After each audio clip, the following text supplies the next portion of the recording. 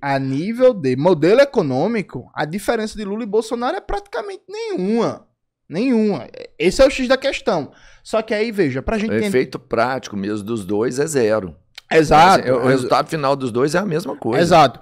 Inclusive, muito mais nesse terceiro governo Lula. O segundo governo Lula ainda teve algumas políticas interessantes. O Lula fez uma política de conteúdo nacional no setor naval, por exemplo, que foi muito bom. Qual bem coisa? sucateado, ele reativou. Basicamente, ele fez com que a Petrobras parasse de encomendar plataformas de petróleo e os instrumentos que a Petrobras usa para exploração petrolífera de estaleiros de Singapura, da Coreia do Sul, e fosse produzido no Brasil. Isso fez com que a indústria naval, que estava destruída, fosse reativada. Uma medidazinha simples.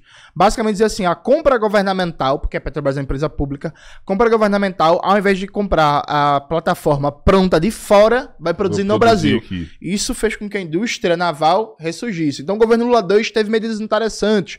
O Luz para Todos também. Mas beneficiou quem? Você lembra, tipo assim, qual... Por exemplo, provavelmente foi o Odebrecht isso aí, não foi? Era o Odebrecht que produzia essa base? Esse é o problema do que eu te falei do nacionalismo, que não é revolucionário. Porque, por exemplo, o Lula, ele fez duas coisas muito boas. Ele fortaleceu o investimento na indústria petroquímica, que é muito importante, inclusive para o debate sobre transição energética, né? E na indústria naval a partir de uma política de conteúdo nacional.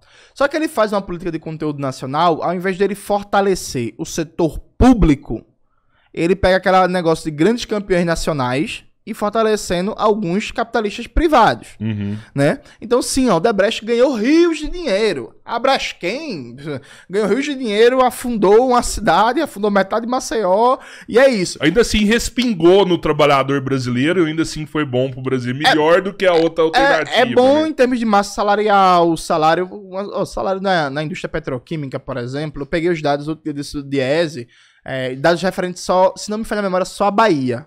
Mas eu acho que são generalizáveis pro Brasil. A indústria petroquímica é um salário médio de 8 mil pau. Percebe? Então, assim...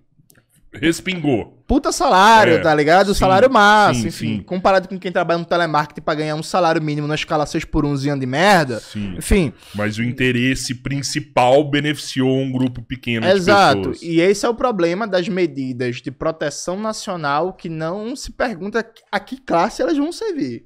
Então, mesmo quando o Lula fez coisas boas, tinham limites muito claros. Mas o centro da questão Roberto, o que a gente precisa é um debate político sobre Revolução Brasileira. Um debate político que enfrente essa forma de Estado e de poder político, porque assim, o Estado deveria me representar. Deveria na ideologia que legitima ele. Na prática, no capitalismo, o Estado representa a classe dominante. Quem é a classe dominante? É a classe economicamente dominante. Então, eles vão representar quem tem grana. Então tem, bicho, dá pra falar tantas coisas básicas que a gente não faz, né, e que poderia fazer assim de imediato. Eu não tô nem falando de coisas que a gente vai demorar 50 anos, 100 anos pra fazer, não. Te dar um exemplo assim, básico que é fundamental. Veja, não faz sentido absolutamente nenhum num país de mais de 200 milhões de habitantes que a gente tem o SUS. Sabe o que é o SUS? O SUS é o maior mercado consumidor do complexo médico hospitalar do mundo. É a maior encomenda do mundo de fármacos, de vacinas, tá aqui no SUS. Nenhum país com tamanho territorial e populacional do Brasil tem um sistema logístico de distribuição de norte a sul. Porque se tu pensar, o SUS é também isso. Sim. É o sistema logístico de distribuição. É um exemplo. Então, né? o SUS Mundial. compra 95% das vacinas consumidas no Brasil, 50% basicamente das máquinas e equipamentos consumidos no Brasil, 48% dos fármacos consumidos no Brasil. Então são bilhões todo ano de dinheiro público para comprar isso. Boa parte, máquinas e equipamentos já é um pouquinho mais complexo, mas boa parte dos medicamentos a gente poderia produzir internamente. A gente poderia, se ano passado o déficit comercial no setor de fármacos foi de 9,8 bilhões de dólares, vê quanto é que isso dá em real. A gente poderia, ano que vem, começar um processo que em 1 ano e meio, 2 anos, a gente reduzir esse déficit pela metade. estaria produzindo internamente no Brasil, consequentemente teria remédio mais barato, consequentemente o SUS teria mais capacidade de gasto. Mas produziria onde, assim? A gente... Bicho, Fiocruz, Universidade... Consegue, demanda pra tudo? Tudo consegue certo. produzir em escala pro Brasil produzir inteiro? tudo. Você já produzir, sei lá, 10%, você vai ampliando a produção, né? Consegue, tudo tranquilo. Só que aí, meu querido, veja, tem a questão que é o seguinte.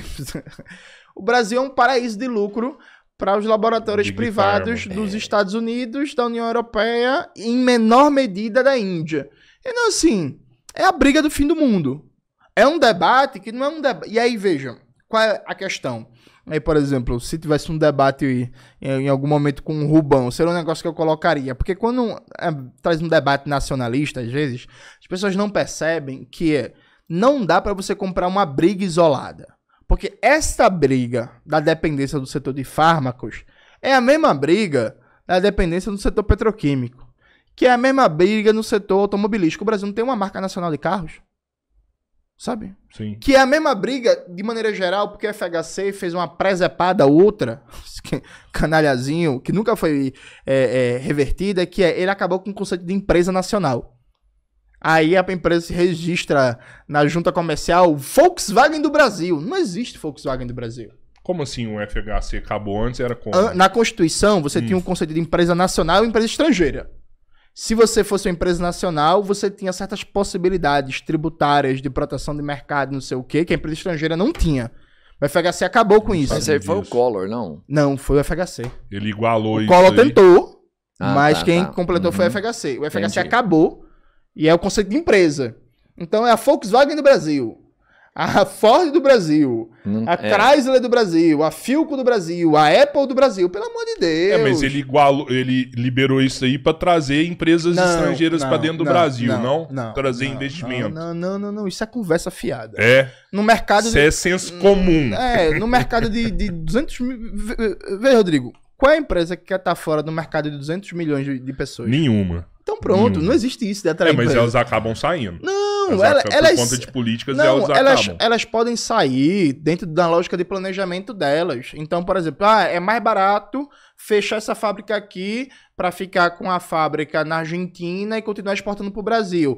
Mas porque não existe um governo, um poder político preocupado com a soberania nacional, um governo revolucionário que diga assim, meu querido, olha, se você sair daqui, você não entra mais no mercado brasileiro.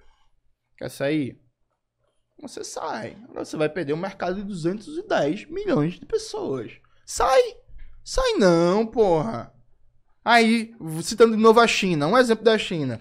Uma das coisas que a China fez, por exemplo, a China ela conseguiu uma coisa raríssima. Ela obrigou a maior marca de carros do Japão e a maior marca de carros da Coreia do Sul a fazer um joint venture com a marca chinesa, que eu não vou lembrar o nome agora, que é um joint venture, um teste, um acordo produtivo que a empresa chinesa ia aprender as técnicas produtivas da empresa coreana e da empresa japonesa. E o governo da China fez, ou vocês fazem isso ou vocês não entram aqui no mercado chinês. Quer vender carro aqui? Quer vender carro na China? Não, para vender carro na China, você vai transferir tecnologia pra gente. Então a gente quer aprender como é que vocês produzem os carros de vocês. Se não quiser transferir, meu querido, vá com Deus. Daí nasceu o BYD. E aí a China é o que é hoje um dos maiores concorrentes globais em produção de carro. Acho que o Japão e a Coreia arrependeu de passar esse conhecimento. Mas veja, acho que esse conhecimento foi passado sem saber. Veja, não é questão de se arrepender, é questão da lógica do mercado capitalista. Sim, no momento, né? Porque veja, ninguém vai abrir mão de um lucro significativo no universo de 10 anos pensando que daqui a 15 anos na frente vai ter um novo concorrente. Não dá pra fazer isso.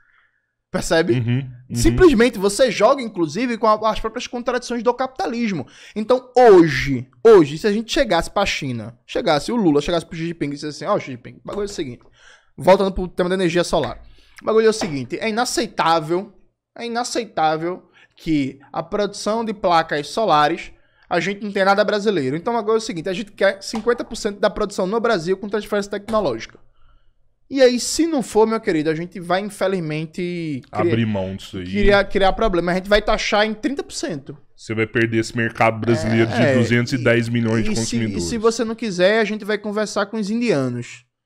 E aí vai ver que os indianos querem. Os indianos vão querer. Mas antes deles quererem, os chineses vão dizer, não, pô, vamos nessa.